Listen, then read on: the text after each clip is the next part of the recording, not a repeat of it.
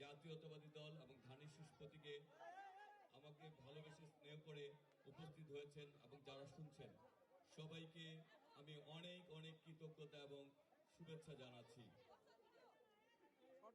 আমরা বলতে চাই আমরা একটি গণতান্ত্রিক বাংলাদেশ চাই, আমরা একটি ভোটাধিকারী বাংলাদেশ চাই, আমরা একটি নিরাপদ বাংলাদেশ চাই। আমরা আগামীর বাংলাদেশ